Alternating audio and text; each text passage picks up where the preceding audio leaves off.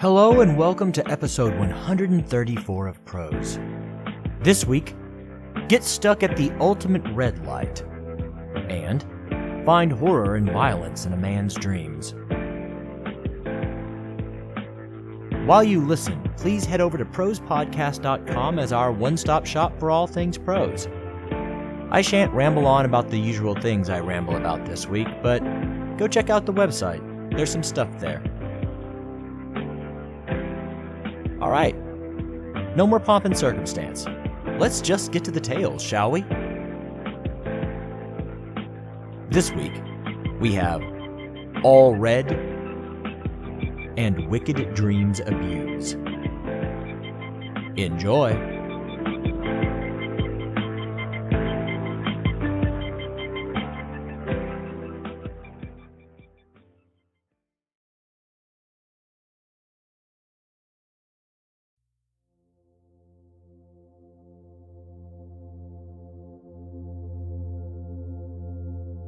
All Red, an original short story by Jared I. McGee.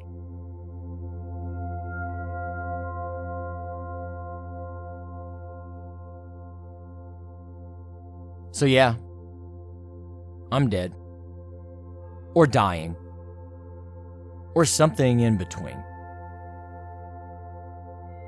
It's hard to tell, you know? I mean, it's not like I've done this before.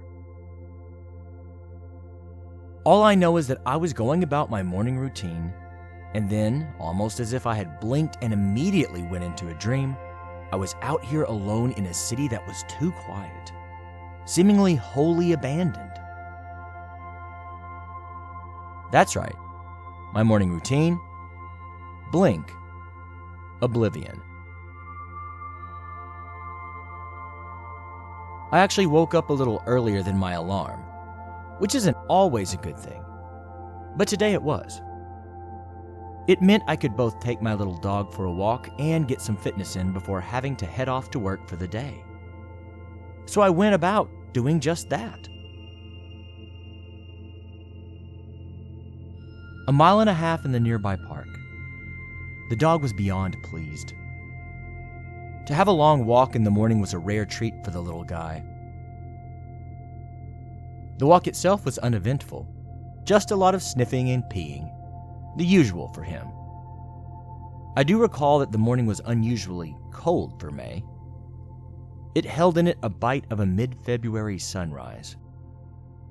That had struck me as odd, but other than that, puppy walking business as usual. Anyway, we made our way home after our outing.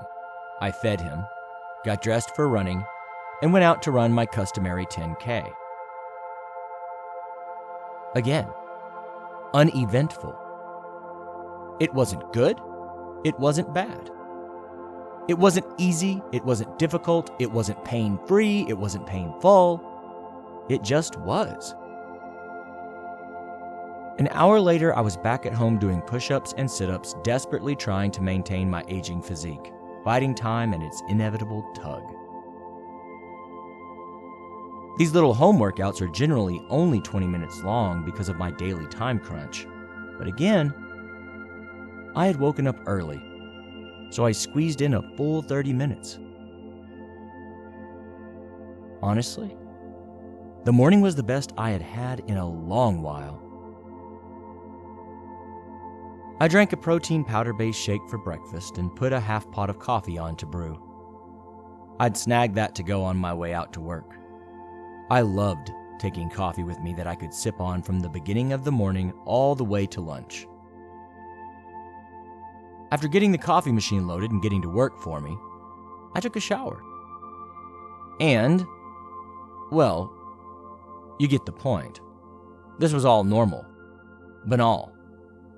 Save gaining an extra 40 to 70 minutes because of waking up early, this morning was the same as every other morning in an unbroken chain going back at least 5 years, since I was last truly happy and before my last big cataclysmic change came to my life. Boring, but a good morning, really. The last thing I truly remember is kissing my dog on the head, giving him a customary goodbye treat and moving to head out the door for the day.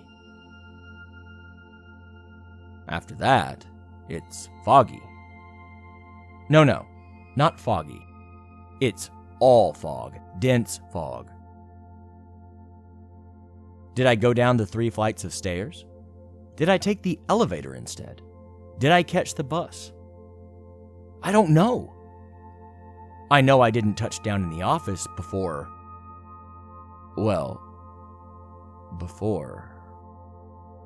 I found myself at a bus stop I use quite infrequently. Not the stop for my bus to work.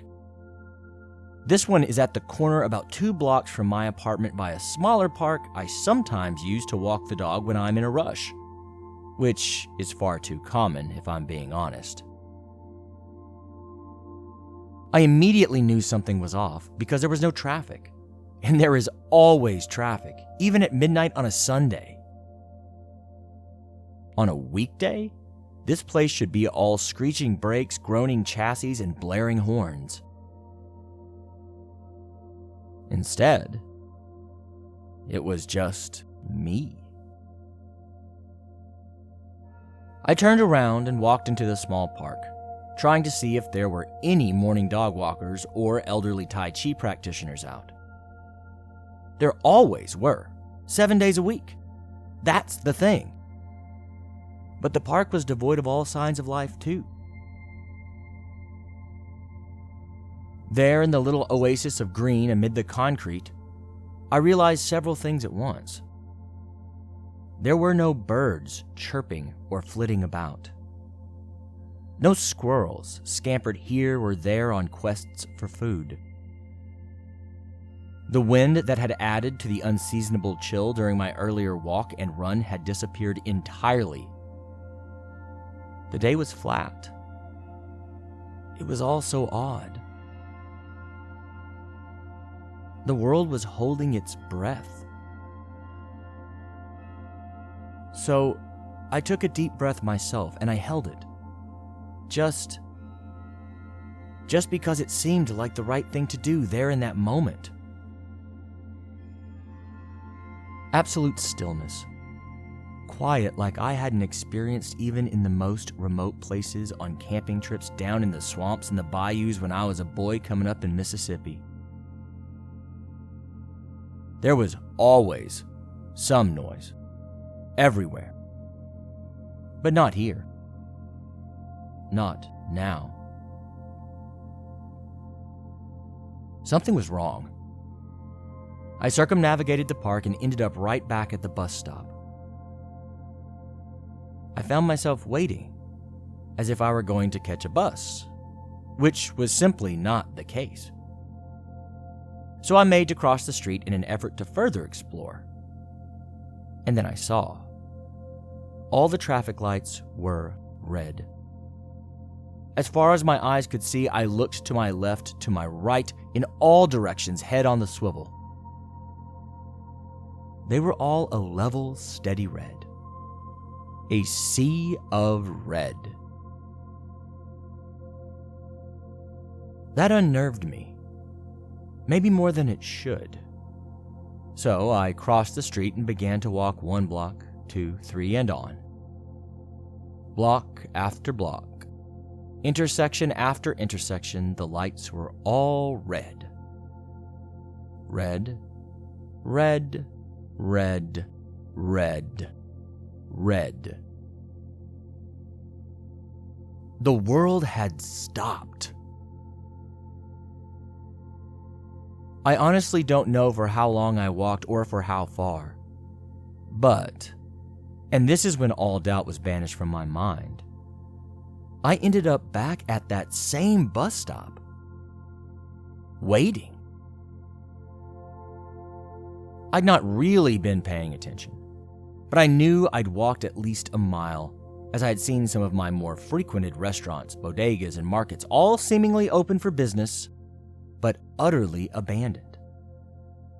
I'd seen the world as it always was when I was out on errands, just sans people. But yeah, at least a mile, and I didn't remember turning around. I had no plans to return to that stop. So how did I find myself back at this same bus stop? Why couldn't I keep a firm grasp on time, distance, hell, my own thoughts? I looked up and down the street and then again in all directions. Still, the lights were all red. I listened again. More of the same. Stillness. Almost like those frigid nights when the snow was falling in curtains and it's already a foot or two thick on the ground and sound just can't travel like normal. Almost like that. But quieter. Unnaturally so.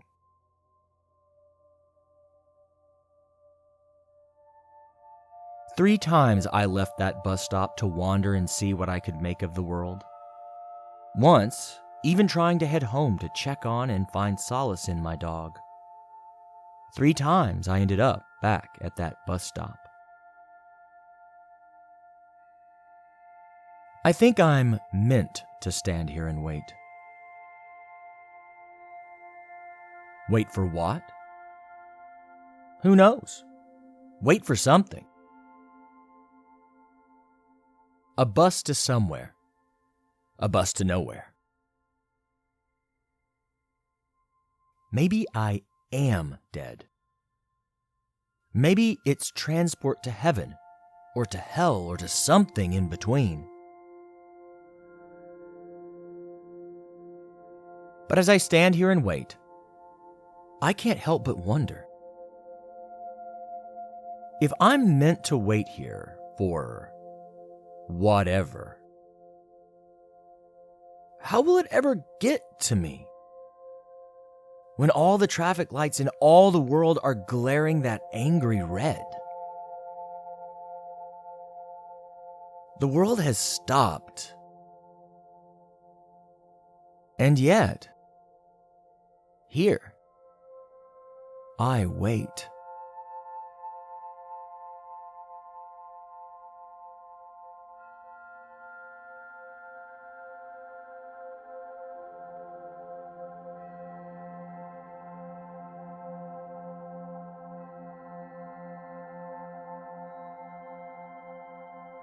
Thank you for listening to All Red, an original short story by me, Jared I. McGee. Please do stick around for our next story, coming up, well, right now.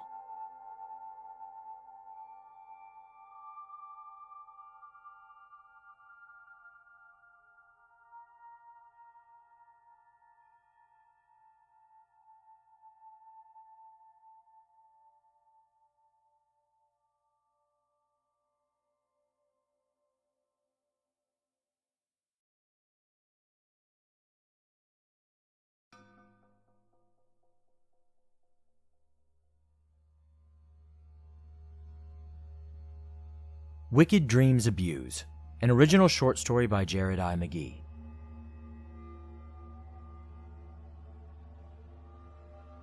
Nature seems dead and wicked dreams abuse the curtained sleep.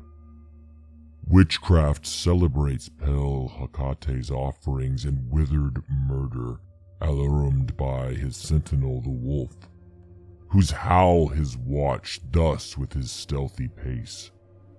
With Tarquin's ravishing strides towards his design moves like a ghost.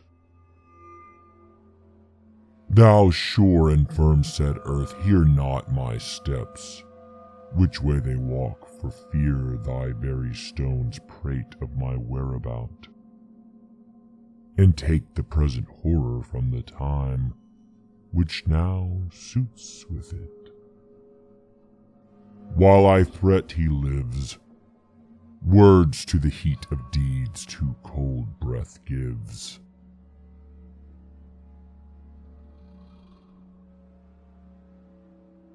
He awoke with a start.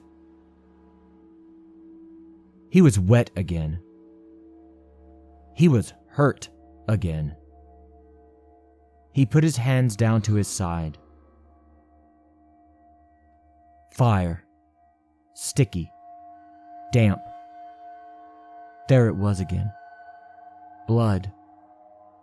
He'd been cut deeply, scored at least a 1/4 inch from his underarm to his hip.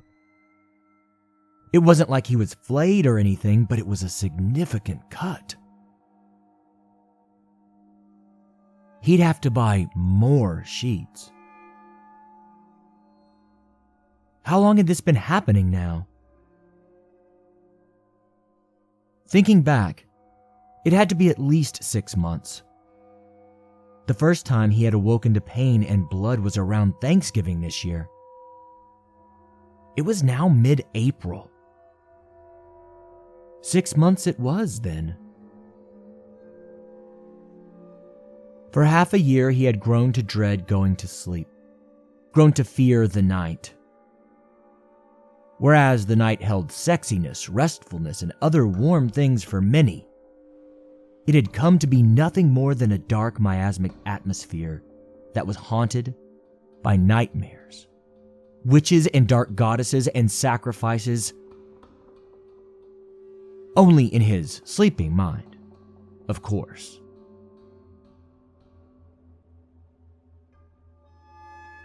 Also in those restful night's dreams, murder walked alive, embodied, corporeal, personified by a massive stalking wolf that paced anywhere and everywhere. It didn't matter if the dream was at the Guggenheim or a bar or on a bus or on a train. The wolf, death, was always pacing and slathering there. He stood sentinel against any good or positive moments, never allowing wholesomeness or positivity to come and take root. The wolf's paws would echo like clacking hooves instead of the paw pads they had. He would clap and scream. He would throw anything at hand there in the dream at the wolf, hoping to scare him off. He would command the wolf to go elsewhere. He would command the world of his dreams not to hear his own footsteps so he could lose the wolf. He tried to harm the wolf, to kill it. But nothing worked. Not ever.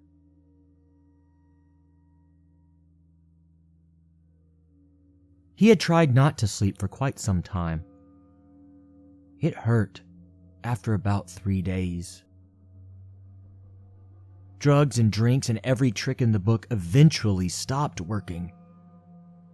The body, after a while, will just turn off. Moreover, the mind itself will turn off before the body. And then there come waking dreams and even stranger, more violent things.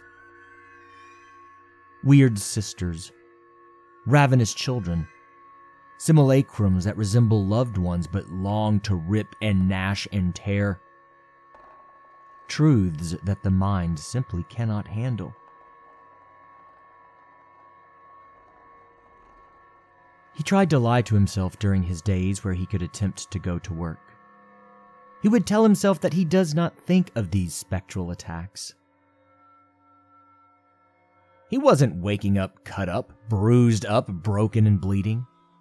Everything was normal. Everything was fine. That did not work either, of course. The scars and purpled skin was still there. No one at work ever asked about the injuries. No one noticed. No one cared.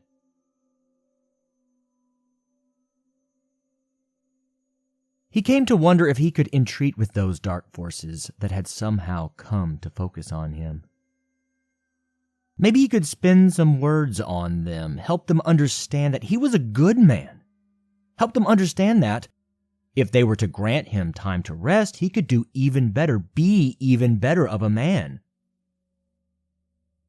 Hell, if they would tell him what they wanted and what their intentions were, he would help them at this point.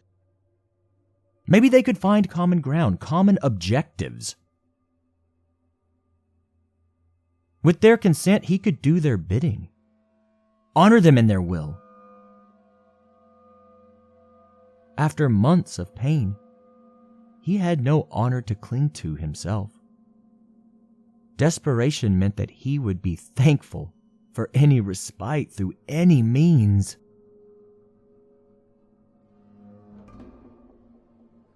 Occasionally he would hear bells, even when he was ostensibly awake. He would be walking down the street and hear them clanging, jingling, tinkling. Small ones, enormous ones, like in the cathedrals he had visited as a child. The bells would make his mind wander from the present and toward the night and what it might or might not hold for him. Illusions of all the dark things in all the world would play in front of him, and he would fight not to weep or cry out in the light of day. No matter what, each and every night he was met with bloody business. As he would feel himself drift, as he fought that drifting, he would berate his own cowardice. Why shake and shiver against the inevitable? Why quaver when he knows he'll survive? They do not wish to kill him, after all. They only wish to maim and torture and abuse. His head began to nod yet again. Was it today? Was it tomorrow? He had no sense of time anymore. He idly wondered if he still was employed. Maybe someone would find him if he were not showing up to work. Maybe. Probably not. An errant thought traipsed across his mind. He would have to buy more sheets again. The Dollar General store clerks would start to think him strange. What a funny little thing to make itself known here before tonight's cutting session. He would get more black sheets. White just weren't doable with all the blood.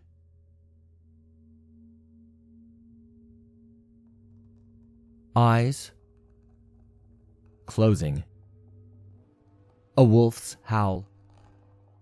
An owl's screech. Young girls laughing, cackling. He missed his family, his mama, the protection and love they afforded him. They couldn't protect him now. In his last thoughts before the onslaught, he said that familiar prayer that little ones are often taught, begging for the entreaty to God to have some effect. Now I lay me down to sleep. I pray the Lord my soul to keep. If I should die before I wake, I pray the Lord my soul to take.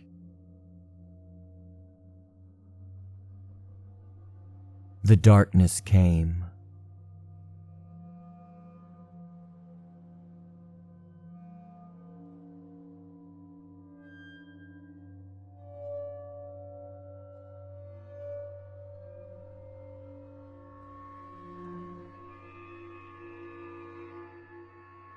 Thank you for listening to Wicked Dreams Abuse, an original short story by me, Jared I. McGee. All sounds you have heard throughout this episode have come from YouTube's free audio library. They are being used under CC 01.0 public domain dedication licenses. And that does it for Prose this week. I do hope you will join us again in 2 weeks' time, although there might be a little special something pop up in your feed before then. Please do love those around you. Tell them that you do. And embrace this life, as it is always, stranger than fiction. Thank you so much for listening.